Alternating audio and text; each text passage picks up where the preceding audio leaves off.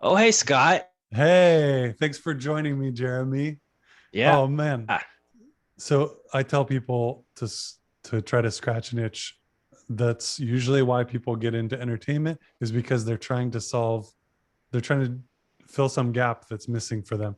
They see stuff that isn't being done that could be done that has a lot of potential. And you are an audio engineer and a nature freak. And so then you decided to start a podcast about wildlife. Yeah. There's other audio engineer nature freaks out there, but there's not um others that are interviewing. What doesn't exist Yeah. is a podcast where people that have been attacked by animals are interviewed and asked questions of of the details of their experience. And that doesn't exist, and I really want that to exist, so I'm making it happen. That makes sense. It's and so what do you get out of that you don't get? There are other animal attack podcasts, right? There are, yeah, there's a few of where they'll read through accounts, but they're depending on the person who wrote the article, or they're depending on the person who heard it from the person who had it happen. And some of them are actually pretty good, but this one is direct from the source of the person that was inside the jaws of a shark, that was inside the jaws of a grizzly bear, or all different kinds of really crazy experiences. And I asked them directly what was going on and how they got there and how they got out of it. And hearing the story from them directly, nothing compares to that. That's the best. So how many interviews have you done so far? I've done close to 20 so far, Wow. officially. And then my whole life, I love finding people that have been attacked by anything and hearing their story. So even before I was recording them, this is like something that I cannot get enough of. I want every detail. I want to know what was going through their mind, what what the temperature was, all these little details, and to paint a full picture that I never read in the news or the media accounts of these stories. They just don't include the details that I want to know. Yeah, and your audio background is you have a degree in audio engineering. You've worked with Elton John and you've worked on Dead Redemption 2 and you've worked on um Grand Theft Auto 5, right? Yeah, a And bunch of video games, movies, and albums. Yeah.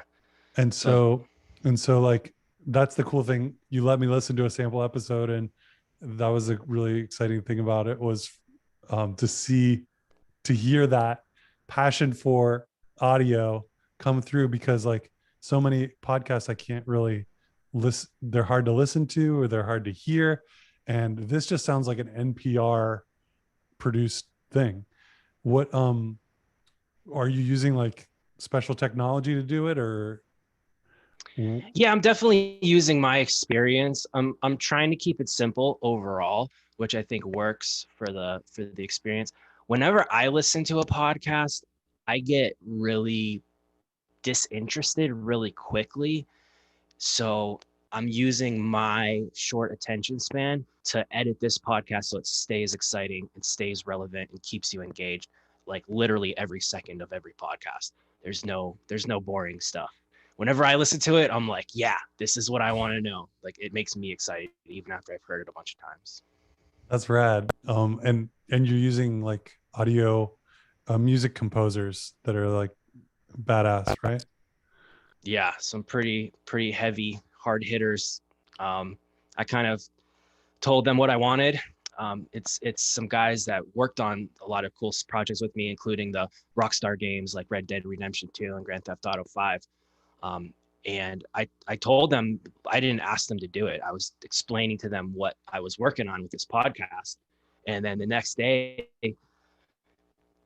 composer just texts me. He's like, "Hey, can me and Josh do the score for your podcast?" And I was like, "How is that even like a question that has a no answer?" Like, so I called him up. I was like, I can't really afford to pay you like what you would get paid. He's like, it's cool. We think it's a cool project and we're bored. We want to do it. So it because of the pandemic, it just kind of lined up. I don't know how, but and the music that they are coming up with is killer.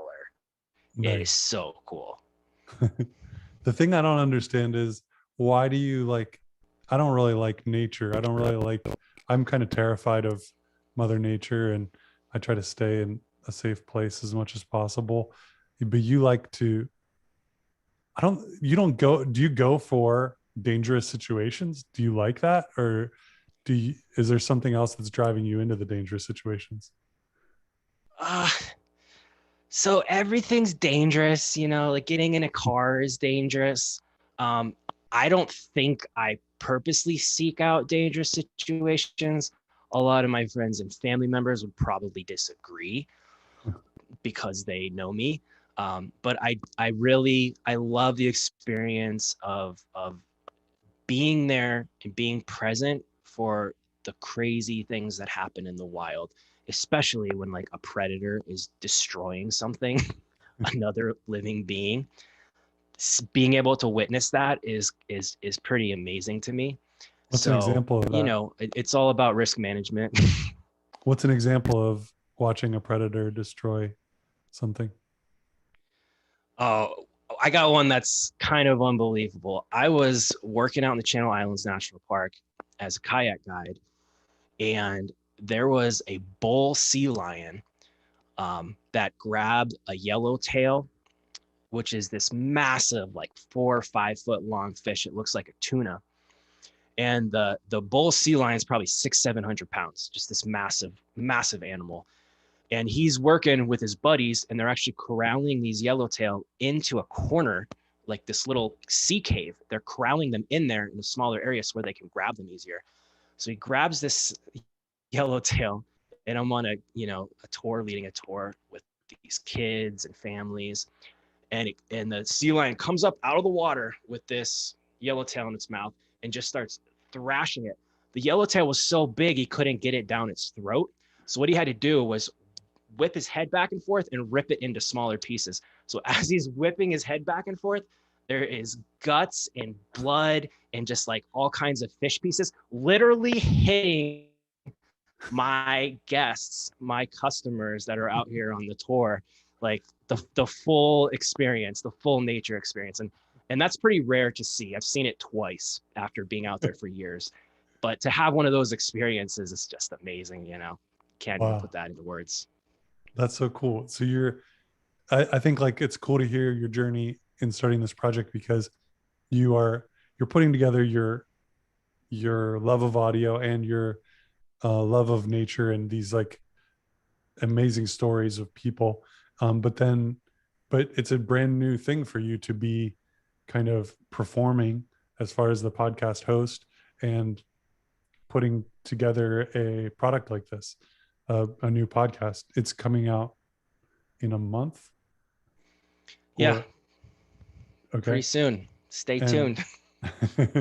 and so like, what are you experiencing? Like, what what are you experiencing now as you're starting to take this big leap of jumping into a thing that is scratching an itch for you? Well, for people that don't know, Scott's been helping me out a lot with this. I don't know if you consider yourself a producer or a coach or whatever, but you've been a huge help, and you've been kind of pushing me out to like, you need to get your face out there and be noticeable. That doesn't necessarily come natural for me for being online, but telling people about how amazing nature is and why they should care about it and love it like I do, that comes very natural to me because that's what I do as a kayak guide, wilderness kayak guide on the Channel Islands and in Maui. And so that part comes easy. I love talking about this stuff. Just the making stuff for online content, that's a little more of a struggle so far, but I have a really good coach. What do you see when on a kayak tour? What do you see that um, when they change, when they start to appreciate the thing that is important to you? Like, what is it that's important to you in nature that you want to show people, and what do you see in them when they experience that? That's the golden moment right there. Whenever you can get somebody to stop arguing with their husband or stop yelling at their kids, or stop thinking about things on the mainland, and like be present for something that's amazing that's happening. Whenever you see them switch over from the usual like caring about stupid crap to caring about nature, there's like a very specific moment, and usually you'll hear like a oh, and that's what I live for. I love that. Yeah. Can you think of a person Usually that it'll be you an animal, or there's maybe the way like the water hits the wall. It'll get, the water will get trap air inside of a cave, and then it comes spewing out like 30 feet sometimes. People see that.